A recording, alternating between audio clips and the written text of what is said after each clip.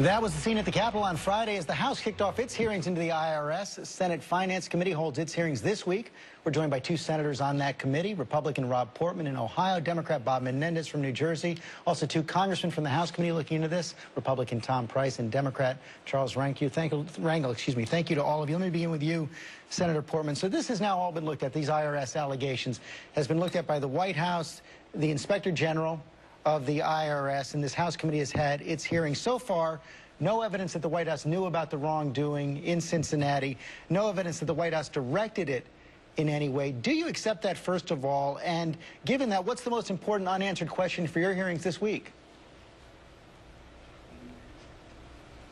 Well, George, first, we just don't know yet.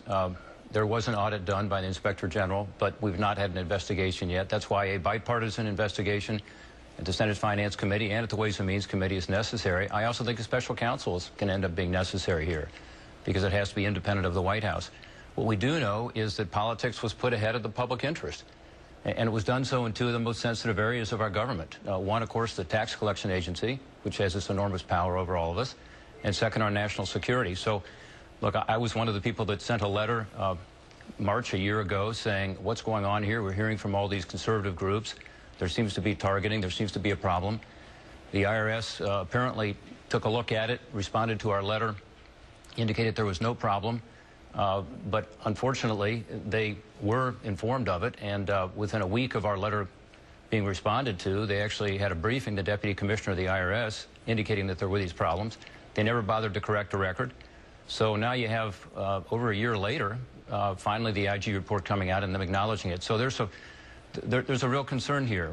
Dave Camp just talked about, basically putting politics ahead to get through the election. Maybe that was it. We don't know, but we need to get to the bottom of it. But there has been an investigation, and the House has looked at it. As you said, the IG. Have you seen any evidence that anyone outside that Cincinnati office, and you're in Cincinnati today, gave any kind of direction, any kind of political direction to the office? Look, George, we just don't know. We do know that there was a California office involved. We do know that the Washington office was very involved. We knew Lois Lerner was involved. So it wasn't just the Cincinnati office. I just find it very hard to believe that lower-level employees here in Cincinnati, Ohio, took this on themselves, and that it went on for a couple of years without anybody knowing about it. And again, we have information now based on the IG report that, in fact, the Deputy Commissioner of the IRS was made aware of this at least on May 3rd. I would think before, because he asked his folks to go to Cincinnati to look into it in March of 2012, and yet they responded to a letter from Congress not telling the American people about this a week earlier than that. So it seems to me that there's a lot of issues here we need to get to the bottom of. We need to find out what really happened and ensure that we can begin to regain some trust in our government. That's my concern. Senator Menendez, you just heard a call for a special counsel. Do you think that's necessary? Well, I don't see it at this point. And look, even the chairman of the House Oversight Committee said you don't start accusing the IRS until you have an independent deep dive. And that deep dive is what the Inspector General did. And since we've come to know what the Inspector General has said, heads have rolled. There's a new leader at the agency. But I think there's two scandals here. And clearly what the IRS did in this regard is absolutely wrong, and it's outrageous. It's a lack of management, and we should look legislatively as to whether we have to create any screens or filters that they look at in the future so that they operate more accordingly. But there's a second scandal, and that fact is that hundreds of millions of dollars have been used in C4s that are supposed to be used as nonprofit social welfare entities for political purposes. And it's pretty outrageous that the IRS went after small Tea Party groups when Karl Rove is out there saying he's using these C4s to change the outcome of the next election. So I think both of those scandals have to be looked at. Two scandals. Congressman Price, you looked at this in the House Ways and Means Committee on Friday. You asked that question about whether this so-called targeting was illegal. Have you seen any evidence that a crime was committed? Well, we don't know yet, as Senator Portman said.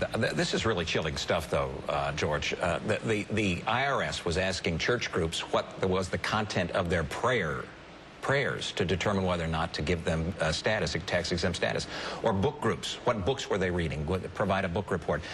This is just the beginning, and I think it's really important to appreciate what Senator Portman started with, and that was that the IGA report was an audit.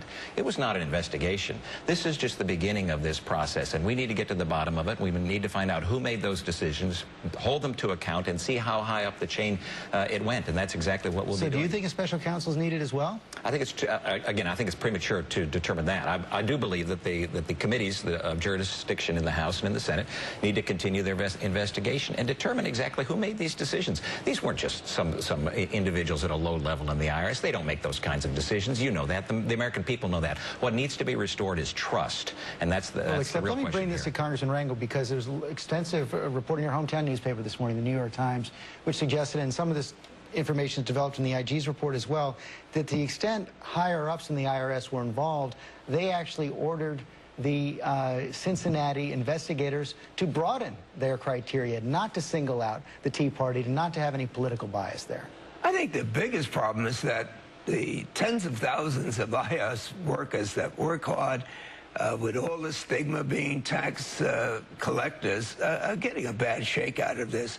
First of all, it is the law. As Senator Mendez says, this law lends itself to abuse. I don't think that gang in Cincinnati had the slightest clue as to find out whether or not people making contributions were involved in politics or whether they were involved in social welfare. Under the law, it's not just an exclusive thing. And people were abusing this law. Whether they should have used these buzzwords for conservatives or liberal, it is wrong and outrageous where people are penalized for their political beliefs. But the law has been abused ever since it's been there. Senator Portman, how about that? Are you concerned about that? Both Senator Menendez and Congressman Rangel saying there was a real potential for abuse here that deserved to be, that had to be overseen. George, here's the point. We can talk about whether the laws ought to be changed, and yes, I'm for tax reform, but the question is whether there was an unbiased, even-handed enforcement of the laws, and there was not. So to say, gee, maybe we should change the laws, that wasn't the issue here. What was happening in Cincinnati, and unfortunately other places in the country, including, as I said, California, Washington, D.C., was there was a bias. So we can complain about what the law says. This issue is about the enforcement of that law. The American people deserve to know that it's not being biased, that it's even-handed, that it's fair, particularly with regard to tax collection. The power to tax is the power to destroy. You know, Chief Justice Marshall said, and he said it well. So there's no more sensitive area of government, and that's what we need to find out. And by the way, earlier we heard some discussion from Dan Pfeiffer about, you know, whether the IRS is the appropriate body now to look into Obamacare, and he didn't sound very confident. He said, well, we'll have to look into that. So to this point you made earlier about Dan Balz's article in the Washington Post, activist government, big government was promised to be able to deal with these issues, to solve our problems. I do think that's also being brought into question. Let me quickly follow up on that. Do you believe it's appropriate for Sarah Hall Ingram, who is the head of the tax-exempt division, now overseeing the president's health care plan, to remain in that position? Well, we don't know enough yet. She apparently was at the tax-exempt office heading it up until 2012, which was the period during which this, again, bias targeting occurred that now, you know, everybody agrees was the wrong thing to do and violated taxpayers' rights. So we need to find out why she was given promotions during that period, and then why she was promoted to another job to take care of even a bigger responsibility now the IRS is being asked to take on, which is implementing Obamacare. Senator Menendez? As you know, George, I was involved in the 1990s in IRS reforms. With all due respect to my colleague, it's not about changing the law. It is about investigating the law to make sure that it's applied appropriately, and where there are hundreds of millions of dollars being used for political advocacy and to determine the outcome of election, and that people can get a tax break on that when they're not supposed to, that should be investigated as well. So we don't need to change the law. We're talking about pursuing the law. And I find it interesting with my colleagues that seem far more interested in investigating than legislating. They only want to investigate certain things, and they they only want to pursue these investigations to a very large degree, beyond the IRS, because this is not the only investigation they want, to have a dysfunctional Congress. But given when you have the Heritage Foundation, their action arm saying, don't bring a bipartisan farm bill to the floor because you'll distract from these investigations, the American people want us to see us legislate and solve their problems. But do you believe that the American people, given what's happened here at the IRS, is going to trust IRS oversight of the president's health care plan? Well, first of all, they have a part of the entire Health Care Act, and that oversight will be done by our respective committees, as well as the Health, Education, and Labor Committee. And what's most important is not to have 37 votes in the House of Representatives to repeal the president's health care law, which means 37 votes to stop millions of young people from being on their parents' insurance or being able to have them not be discriminated because of pre-existing conditions. That didn't pursue any effort to improve health care in the nation. Your response, Congressman Press? Yeah, a good attempt to try to change the subject. The fact of the matter is this is about trust. And Sarah Hall Ingram, who was in charge of the tax-exempt division at the IRS between 2009 and 2012, the exact time of this challenge and affront to the American people, is now in charge of instituting and regulating and determining whether or not the IRS is doing the appropriate things as it relates to the ACA, the president's health care law. Remember, the IRS is the enforcement arm for the president's health care law. So you think she has to go? I think she at least has to step back until we get to the bottom of this. Congressman Rango, you get the last word.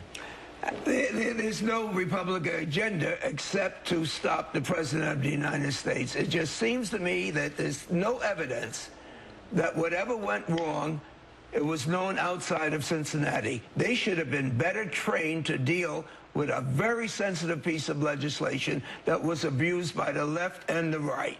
Gentlemen, thank you all very much. We'll be watching the hearings this week.